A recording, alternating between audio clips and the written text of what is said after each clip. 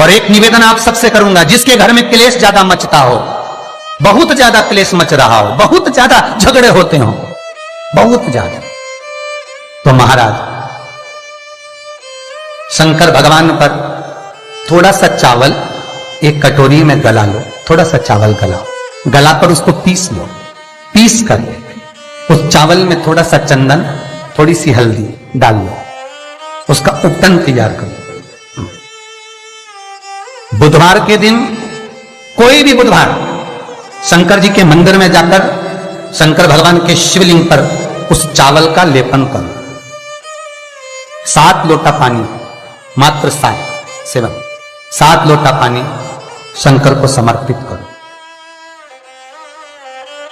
शिव को समर्पित, अपनी कामना कर अपना भाव रखो। जब वापिस चलो, जिस कटोरी में से भगवान शंकर को आपने उपटन लगाया था, वही कटोरी घर लेकर आओ।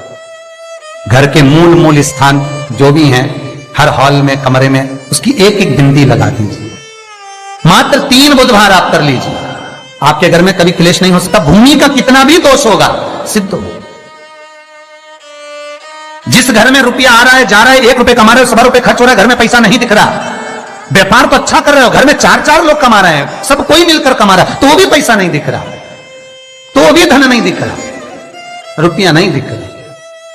महाराज, अगर धन संचिता में नहीं पड़ रहा हो, धन संचिता में नहीं आ रहा, तो महाराज शिव महापुराण की कथा कहती है, तिल्ली का लेपन, तिल्ली काले कलर की तिल को लेकर उसके साथ में थोड़ा सा चावल, और हमारे यहां चावल के साथ में चावल की धान आती है, आपको बाजार में मिल जाएगी चावल की धान, जिसको जौ का भाग अलग हो जाता है, जौ गेहूं की हो जाती है, पर चावल की धान कहते हैं उसको। इन तीनों को एक कटोरी में रख लो, तीनों को पानी में गलाना नहीं है, बस कटोरी में रख लो। महाराज, दरवाजे के नजदीक में, जब दरवाजे से अपन बाहर निकलते हैं तो उल्टे भाग में उसको रख दिया जाए।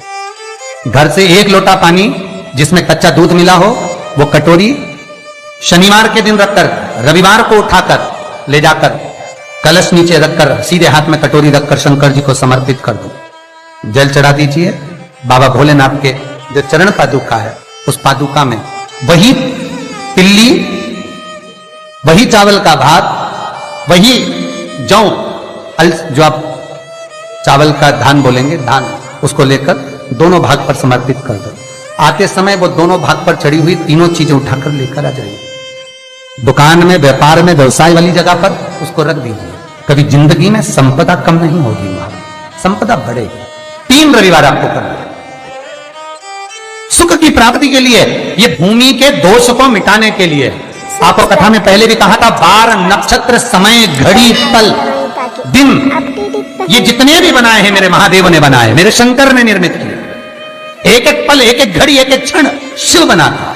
4 महीने चतुर्मास के भगवान विष्णु देव सोनी एकादशी पर जब सोने जाते हैं, तो भगवान शंकर को बुलाकर कहते हैं, ये 4 महीने जितना दान, पुण्य, सत्कर्म, संकीर्तन, भजन, कीर्तन जो होगा शंकर, ये मैं नहीं करा सकता, तुम करा सकते। इसलिए चतुर्मास की शुरुआत ही श्रावण से,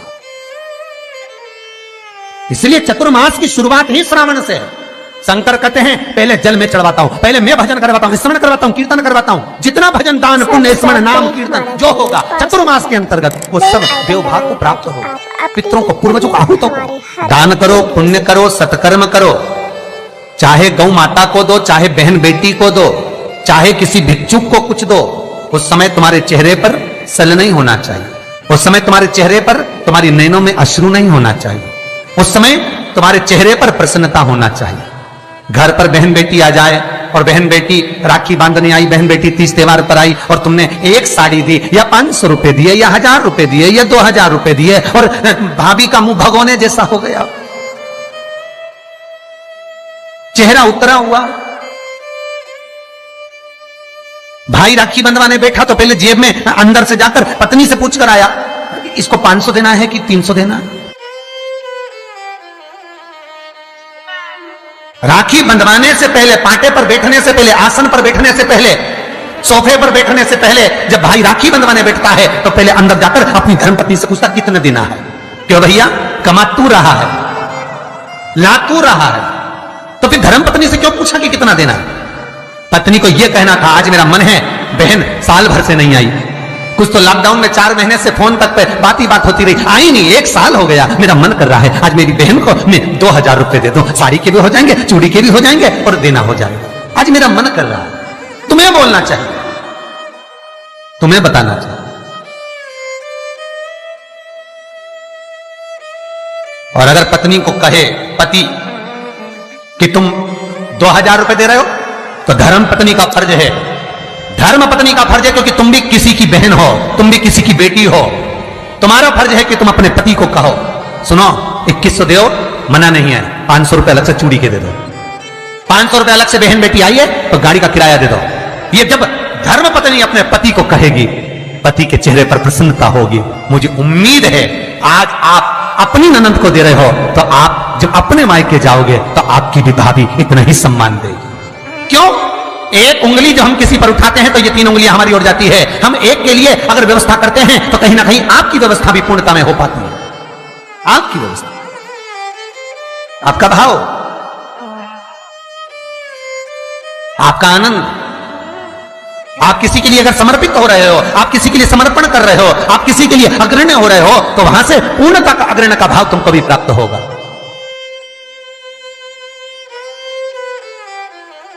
रक्षाबंधन पर भाई राखी बंधवाने बैठ रहा है तो धर्मपत्नी से पूछ रहा है कितने रुपए देना है।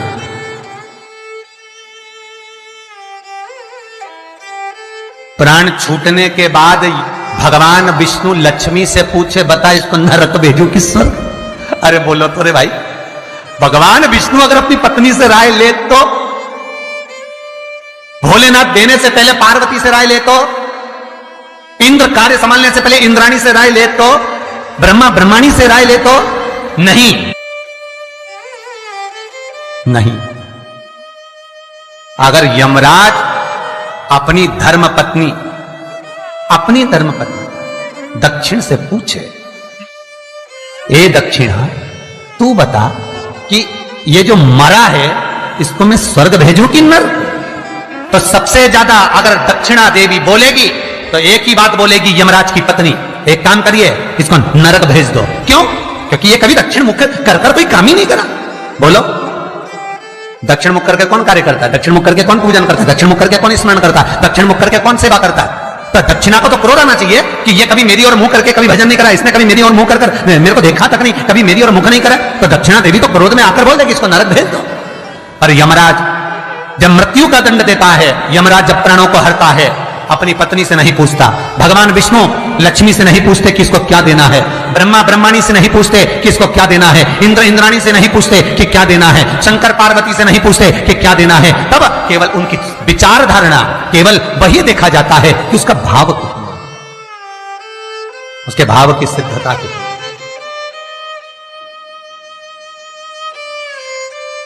पर आज का जमाना है, बहन जैसे ही आई राखी बांधने, भैया चलो बैठो पाटे पे, अंदर अभी आया, अंदर गया, कितने देना? साड़ी रखी है मैंने निकाल दी है, धर्मपत्नी कहती है साड़ी निकाल दी मैंने, ये साड़ी दे देना, और सुनो साड़ी के पास 500 रुपए रख देना, बहुत है, साड़ी भी तो देना है। और ये तूने जो अपनी ननद के साथ करा, अब तू अपने मायके जा और तेरी भाभी तेरे साथ करे तो तुझे कैसा लगेगा? 3 को देने से कभी नहीं घटता, शिव महापुराण की कथा कहती है। पहला बहन बेटी को देने से, दूसरा गौ माता को देने से, तीसरा संत ब्राह्मण को देने से कभी नहीं घटता महाराज। बढ़ेगा, घटेगा नहीं। बहन बेटी को देने से कभी घटता नहीं है। तुमने जो दिया उसका 4 गुना अगले साल तक तुम्हें प्राप्त हो जाएगा। गौ माता को 1 रोटी दी है, गौ माता के निमित्त से 1 रुपया निकाला है, गौ माता के निमित्त से 1 रुपया भी अगर तुमने दान करा है, पुण्य करा है, उसके निमित्त का अगले वर्ष तक यही तारीख लिख कर रखना, कितना पुण्य प्राप्त होता है, कितना फल प्राप्त होता है, कितनी लक्ष्मी प्राप्त होती है। देने से घटता नहीं है। तीसरा, संत ब्राह्मण को देने से कभी घटता नहीं है। आपने जो दिया उसका 1000 गुना आपको प्राप्त हो जाता है, 1000 गुना। श्री शिवाय नमस्तुभ्यं, श्री सब्सक्राइब करें शिवाय चैनल वास्तु फैक्ट। नमस्तुभ्यं। बेल आइकन दबाएं ताकि आप श्री अपडेट रहें हमारे शिवाय वीडियो से। नमस्तुभ्यं।